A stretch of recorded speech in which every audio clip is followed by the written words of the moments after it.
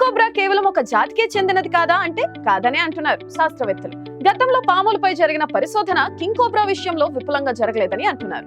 నిజానికి కింగ్ అంటే మన సంస్కృతిలో నాగరాజు, నాగపాముల కన్నా భిన్నమైన రూపం కలిగి ఉంటుంది. ప్రమాదకరమైన విషం కలిగి ఉంటుంది. ఈ పాము అన్ని పాముల కన్నా భిన్నమైన రూపం కలిగి ఉంటుంది. భిన్నమైన ప్రవృత్తి కలిగి ఉంటుంది. తన్ను తాను రక్షించుకోగలిగే అద్భుతమైన సామర్థ్యం కలిగి ఉంటుంది.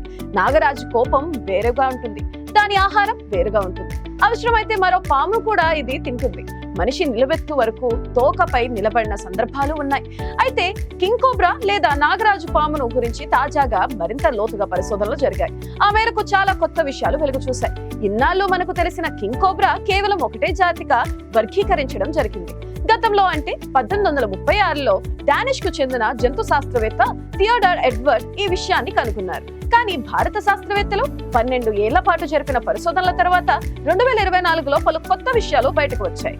ముఖ్యంగా కర్ణాటకలోని Kalinga centre for rain forest ఎకాలజీలో డాక్టర్ గౌరీ శంకర్ ఆయన బృందం పరిశోధించింది.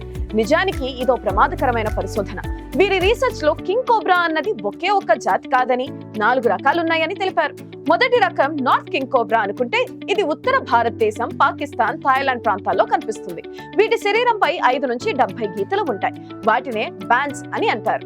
ఇక రెండో జాతిని సుండా కింగ్ అంటారు. ఇవి ఇండోనేషియాలో కనిపిస్తాయి. వీటి శరీరం పైన కూడా 70కి పైగా బ్యాండ్స్ ఉంటాయి. మూడోది పశ్చిమ కనుమల కింగ్ లేదా వెస్టర్న్ ఘాట్స్ కింగ్ అంటారు. దీని శరీరంపై తక్కువ బ్యాండ్స్ కనిపిస్తాయి. ఇకపోతే నాలుగోది లుజోన్ కింగ్ అంటారు. ఇది పూర్తిగా ఏ బ్యాండ్ లో లేకుండా ఉంటుంది. ఈ వివరాలు వారికి మామూలుగా తెలియలేదు.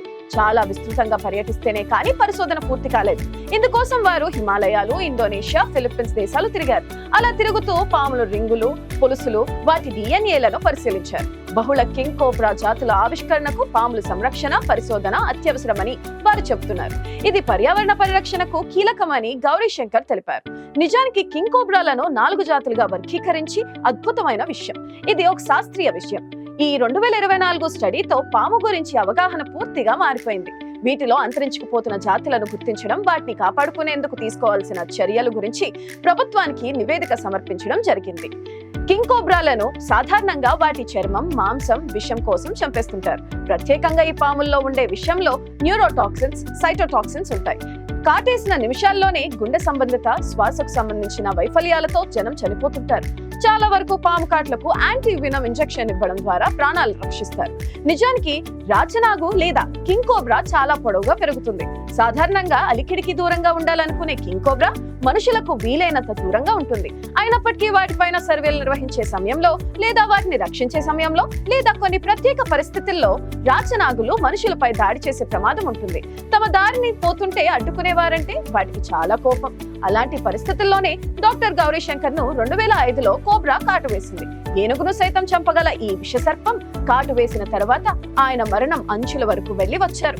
ఆ తర్వాత కోబ్రాపై ఆయన మరింత నిశ్చితంగా పరిశోధనలు చేయడం ప్రారంభించారు. ఈ పరిశోధనల్లో భాగంగా ఆయన బృందం 180 ఏళ్లకు పైగా వెలుగు చూడని ఓ శాస్త్రీయ రహస్యాన్ని బయటకు తీసింది. డాక్టర్ గౌరీ శంకర్, ఆయన పరిశోధక బృందం ఈ కొత్త ఆవిష్కరణ ద్వారా వెల్లడించిన నిజం ఏమిటంటే, భారత్ లో పాము కాటు వల్ల నమోదవుతున్న మనుషుల మరణాలకు ఎక్కువ సంఖ్యలో కారణమవుతుంది. అయితే ప్రాణాలు పోవడానికి కాదా కేవలం ఈ 4 రకాల పాముల జాతులు మాత్రమే అంటున్నారు. భారత్ లో పాము కాటు మరణాలకు ఈ 4 రకాల పింజరి జాతికి చెందిన పాములే కారణం. ఈ విషయాన్ని Indian Council of Medical Research తెలిపింది.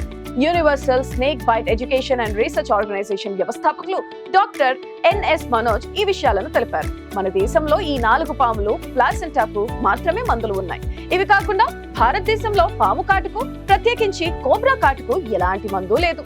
థాయిలాండ్ నుంచి ఔషధాలు దిగుమతి అవుతున్నా డాక్టర్ గౌరీ శంకర్ ను పాము కరిచినప్పుడు థాయిలాండ్ నుంచి తెచ్చిన ఔషధం ఆయన శరీరానికి సరిపడలేదు. అలాగే భారత్ లో అందుబాటులో ఉన్న కంబైన్డ్ ప్లాసెంటల్ ఔషధం కూడా అలర్జీలకు కారణమవుతుంది. అదృష్టవశాత్తు ఆ పాము నన్ను పూర్తి స్థాయిలో కాటేయలేదు.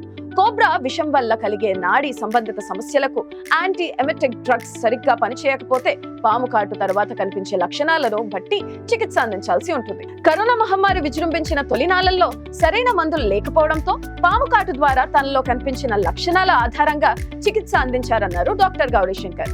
చాలా అడ్డంకులను దాటుకుని చివరకు గౌరీ శంకర్ కోలుకున్నారు. మిగిలిన 4 రకాల విషపాములతో పోలిస్తే మనుషులు కింగ్ కాటుకు గురయ్యే అవకాశం తక్కువ. అయితే జనంలో ఉన్న భయాలను తగ్గించాల్సిన అవసరం ఉందని, అలాగే కోబ్రా విషయంపై పనిచేసే విరుగుడు ఔషధాన్ని తెలుసుకోవడం అవసరమని ఆయన అంటున్నారు. విచిత్రం ఏమిటంటే కింగ్ కోబ్రాలకు సంబంధించిన సీక్రెట్ 180 ఏళ్లుగా బయటకు రాలేదు. అయితే ఇతర రకాల పాములపై చేసిన అన్ని అధ్యయనాలు కింగ్ కోబ్రాపై జరగలేదని డాక్టర్ ఎస్ఆర్ గణేష్ అంటున్నారు. గత 15 ఏళ్లుగా మాత్రమే ఇలాంటి అధ్యయనాలు మొదలయ్యాయని తెలిపారు. గౌరీశంకర్ తో కలిసి డాక్టర్ గణేష్ చేసిన అధ్యయనంలో ఈ గ్రౌండ్ బ్రేకింగ్ రహస్యం బయటకు వచ్చింది. ఇన్నేళ్లుగా నిర్వహించిన అధ్యయనాలన్నీ బంధించి ఉన్న కోబ్రాలపై మాత్రమే జరిగాయి. తమ బృందం ధృవీకరించిన వాటిలో 2టికి కొత్త పేర్లు పెట్టినట్టు చెప్పారు. తమ అధ్యయనం కోసం వివిధ దేశాలకు చెందిన 100కు పైగా రాచనాగుల జీనోమ్లను విశ్లేషించి 4 రకాల రాచనాగులు ఉన్నాయన్న నిర్ధారణకు వచ్చామని తెలిపారు. కోబ్రా జాతులను గుర్తించి పేర్లు పెట్టేందుకు 1961 వరకు ప్రయత్నాలు జరిగినప్పటికీ అవి ఫలించలేదని, పూర్తి సమాచారంతో తామిప్పుడు అది చేయగలిగామని ఆయన తెలిపారు. ఒక్కో రకం కోబ్రా ఒక్కో తరహా ప్రత్యేక భౌగోళిక పరిస్థితుల్లో నివసిస్తుంది. పశ్చిమ కనుమలలో ఒక జాతికి చెందిన రాచనాగు మాత్రమే ఉంది. ఉత్తర కన్నడ ప్రాంతాల్లో నివసించే స్థానికులు రాచనాగులను భయంకరమైన వాటిగా చూడరు. వారికి అవి చాలా అవసరమైన జీవులు. రాచనాగులు తమ ప్రాంతాల్లో ఉండడం వారికి చాలా ఇష్టం.